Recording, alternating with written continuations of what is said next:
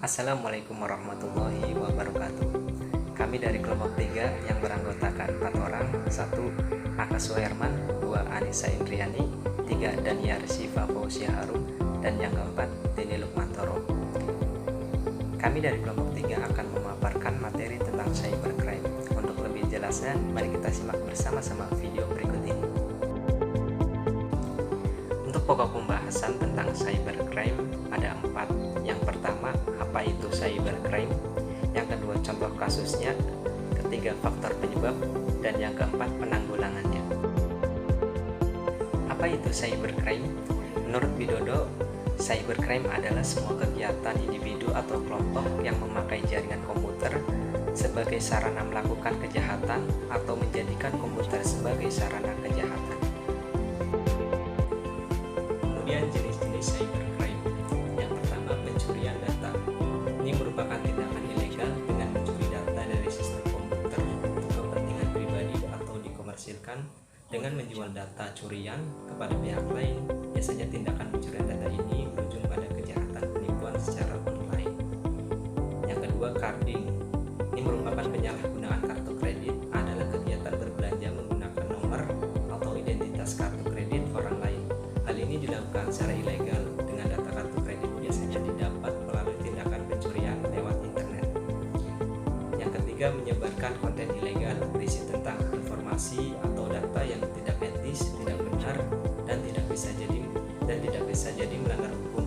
Jenisnya sendiri ada banyak sekali. Beberapa diantaranya yang sering kita jumpai adalah berita hoax dan konten yang mengandung unsur pornografi.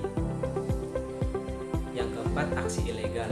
Membuka atau masuk ke akun orang lain tanpa izin dan dengan sengaja membuat pemilik akun kehilangan data penting, menggunakan akun untuk aksi kejahatan, menipu orang lain dengan memakai nama pemilik akun. Kemudian yang kelima, defacing. Aktivitas mengubah halaman suatu website milik pihak lain. Pada kasus-kasus defacing yang sering dijumpai, biasanya para pelaku melakukan hanya untuk iseng, pamer kemampuan bisa membuat program hingga berniat jahat untuk mencuri data dan dijual ke pihak lain.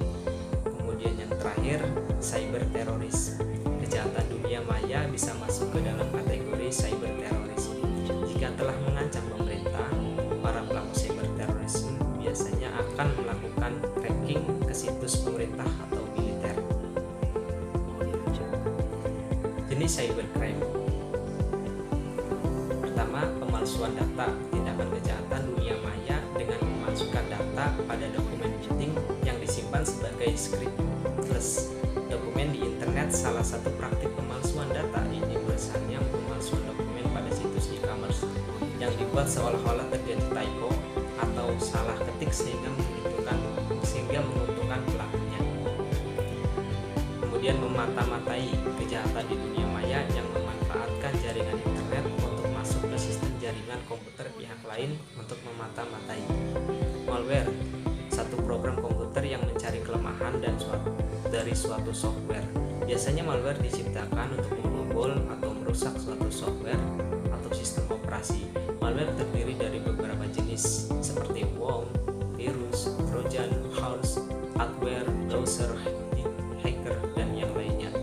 Cyber squatting, penyerobotan domain name yang merupakan jenis kejahatan dunia maya yang masuk ke dalam kategori domain hijacking atau pembajakan domain. Cara yang dilakukan adalah dengan mendaftarkan domain nama perusahaan atau nama orang lain. Bagian 2, kasus cybercrime. Kasus cybercrime di dalam negeri. Yang pertama, kasus video asusila ayat 6 dan 5. Kasus ini masuk ke dalam penyebaran konten secara ilegal. Penyelesaian kasus ini dengan jalur hukum terunggah dan para yang terkait dalam video tersebut pun turut diseret pasal-pasal sebagai berikut. Pasal 29 URI nomor 44 tahun 2008 tentang pornografi, pasal 56 dengan hukuman minimal 6 bulan sampai 12 tahun atau dengan denda minimal 250 juta hingga 6 miliar, dan atau pasal 282 ayat 1 KUHP. Yang kedua, Kerding di Bandung sekitar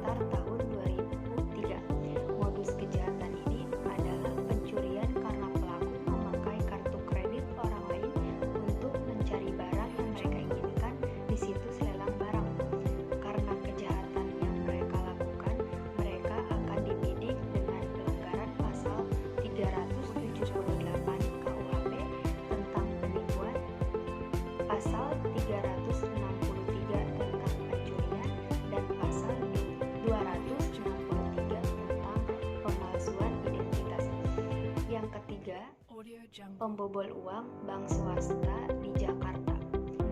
Kasus ini modusnya adalah murni kriminal.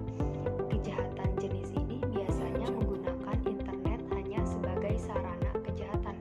Penyelesaiannya karena kejahatan ini termasuk penggelapan uang pada bank dengan menggunakan komputer sebagai alat melakukan kejahatan.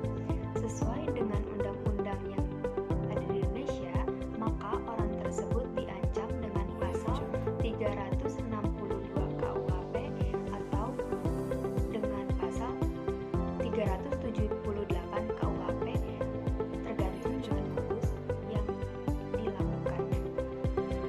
Lalu kasus cybercrime di luar negeri. Pada Google Cina, pada tahun 2009, peretas berhasil mengakses beberapa server Google di Cina. Perusahaan ini menyatakan bahwa terdapat bukti bahwa tujuan utama dari para penyerang adalah untuk mengakses akun Gmail daripada aktivis hak asasi manusia di Cina. 4 tahun setelah kasus cybercrime ini terjadi, pejabat pemerintah di Amerika Serikat menyatakan bahwa peretas di Cina telah mengakses data sensitif yang berisi perintah pengadilan otorisasi pengawasan yang kemungkinan besar diperoleh dari agen Cina yang memiliki akun Gmail. Selanjutnya, bagian 3, faktor penyebab terjadinya cybercrime. Yang pertama, mudah dilakukan dengan alasan keamanan yang kecil dan tidak diperlukan peralatan yang super modern. Yang kedua, sulit untuk melacaknya. Yang ketiga, para pelaku merupakan orang yang pada umumnya cerdas, mempunyai rasa ingin tahu yang besar, dan fanatik akan teknologi komputer. Yang keempat, akses internet yang tidak terbatas. Yang kelima, kelalaian pengguna komputer.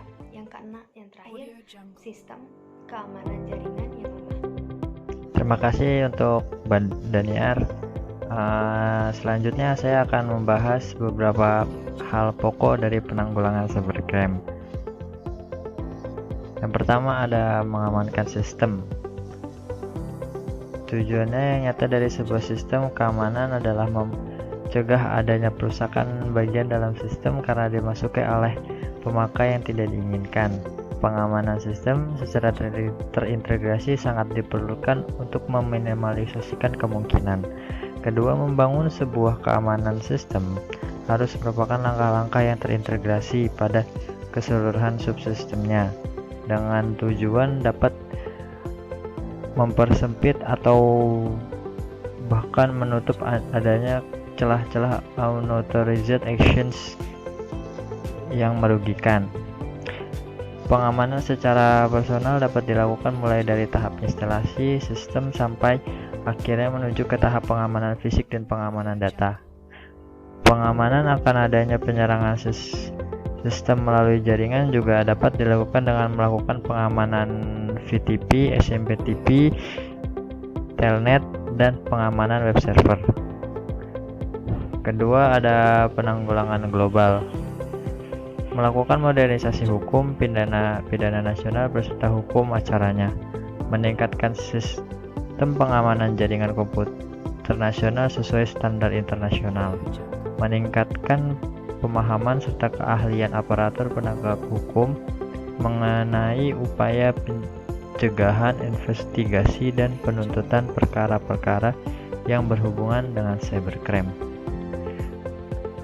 Meningkatkan kesadaran warga negara mengenai masalah cybercrime serta pentingnya mencegah kejahatan tersebut terjadi. Selanjutnya saya serahkan kepada Mbak Anissa Indriani. Hubungan etika profesi dengan cybercrime. Oke, pengertian dari cybercrime. Cybercrime adalah kejahatan dunia maya, kejahatan online, kejahatan virtual yang bisa dilakukan oleh siapapun, kapanpun, dan dimanapun, baik itu dilakukan oleh anak kecil ataupun orang dewasa, asalkan dia mengerti mengenai teknologi. Mari kita garis bawahi bahwa cybercrime itu dapat dilakukan oleh siapapun, baik orang yang sudah berlisensi ataupun orang yang tidak mempunyai